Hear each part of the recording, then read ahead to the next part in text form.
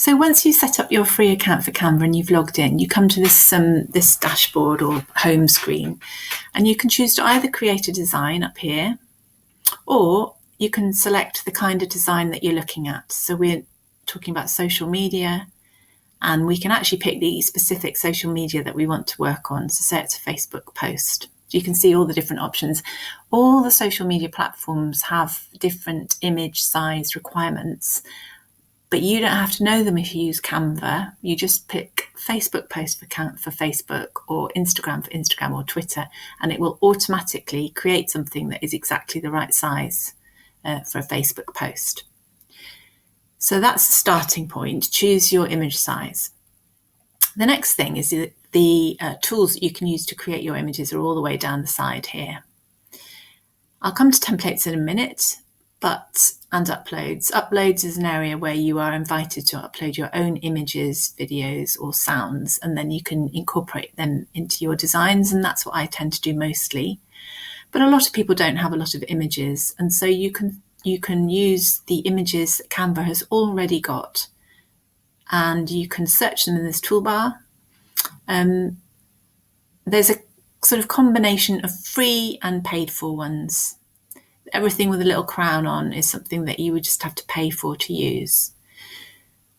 You can pay sort of by the image, or if you've got a pro account, those images are included in the pro account, and I'll talk about how much it is and why you might want to in another video. But there should be plenty of images for you to use which are free, so you shouldn't need to pay. If you want to use the image, you select it and it'll pop it over on the screen. That's one way of doing it. The other way of doing it is to ask it to resize it so it fills the whole screen. So you just bring it over here and it'll resize it for you. Or now if I want to delete it, I'm going to just click on it to select it and then press the delete button. The other thing you can do is just drag it over and you can put it where you want, and you can use these little resize things on the side to resize it, and you can move it around just by clicking on the image and shifting it around. So those are all the photos, and you can have a lot of fun playing with those and searching them using the search bar. Other things you can use, well, there are a lot. So you can you can add lines. So you'd click on it in the same way as pictures. You click on what you want, or you can physically drag it across. Once we get onto things like lines and things, you get the option to change the colour. Here we are, there's a colour palette. If you want to change the colour, you just select the colour you want to use and it'll change the colour. With lines, it's offering you this option to also choose how thick the line is, whether it's a dotted line, and what kind of end point or beginning point it's got. So you can do a lot. You can move it just by clicking it like that. And you can also move it like that, which is sometimes tricky to get right. So you just click on it and play around with it. So there you go. You can do lots of things like that. I'm just clicking on it now and pressing delete to get rid of it. Shapes, all these different lovely shapes. You can see all the shape variety that you get. Shapes are really useful. You can put them on top. I'll show you that actually. So here's a shape. I can again change the colour here.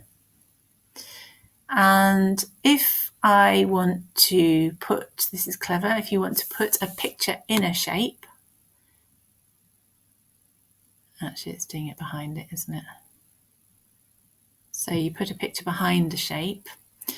So that looks like I've put the picture on top of it. If I choose position, I can send the picture backwards, which allows the shape to come to the top, or I can choose the shape and send it backwards.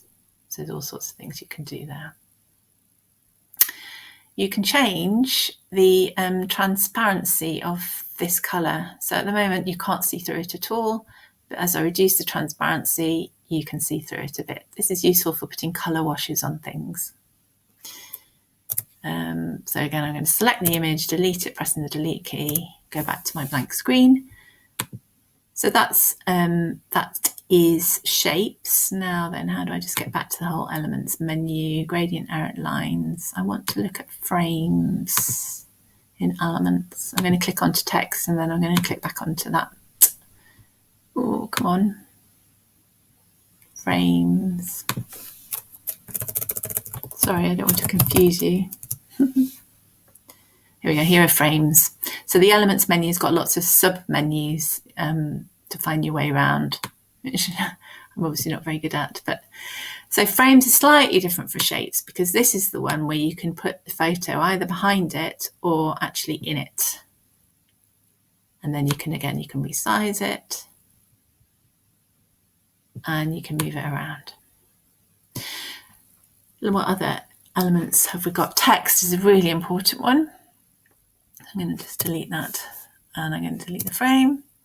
So you can add a heading, you could add a subheading, and you can add a bit of body text, and you can click inside the box, change the words, you can move them around, and you can change the colours and the size either by resizing or by using this, and you can choose a font. So we could choose that font, for example, and it'll just change the font. If we go back to text, it will also suggest to you some text formats that you can use, some of which are paid and some of which are not. So if I fancy using that, that's a free one, bring it over. It's really nice colours, isn't it? I wonder how the recolouring on that works. Let's just have a look. How's it doing the colour on that one? So you can choose the dominant colour and it's choosing the own second colour. So can I choose that? No, it's doing it automatically. Is the printer not working for you? Doing it automatically, and that's choosing how, there's limits on how much you can change on that, but that's a fun image. So the other, let's just delete that off. Sorry, that was just a teenager coming in saying the printer doesn't work. I'm sure you've had that happen, or maybe not. Now I want to just delete this box that the text is in. It's gone. Sometimes it's a bit hard to find, so click on the box and delete it, click on the box, press the back key to delete.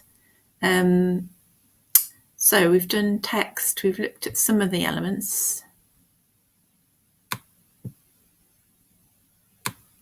that you can use. It's just giving me lots of frames there. Videos, again, it suggests you can play around with a little bit of video editing.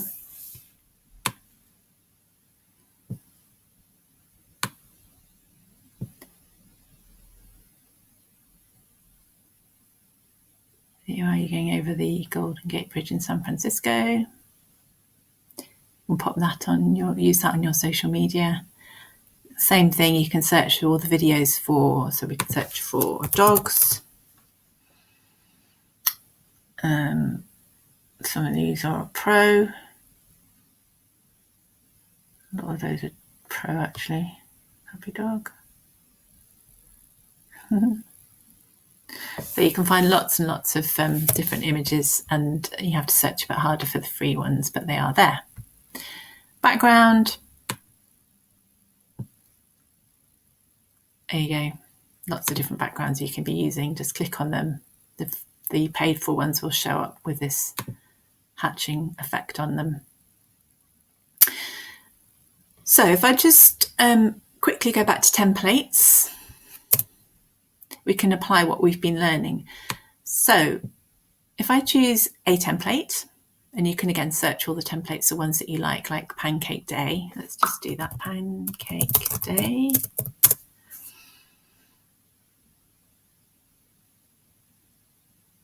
Click on it and it comes up here, and this is a free one. So you can use this for Pancake Day, obviously, or if you click on it, you could go look in the photos and, that's not worked, bring the photo over and change that photo out for one that you wanted. You might want to change that colour for a contrasting colour. None of those look great. Well, I'm not going to get caught up looking at colours, but you could change that. And then you could put in your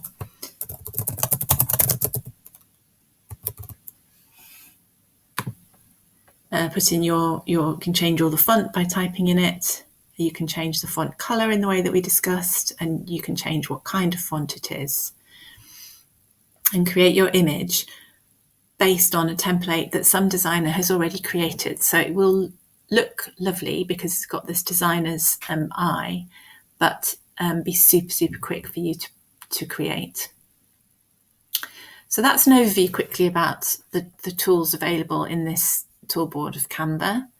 And if you want to download it to use it, post it on your social media, you can set it up to publish directly to Facebook, which is quite a cool thing to do.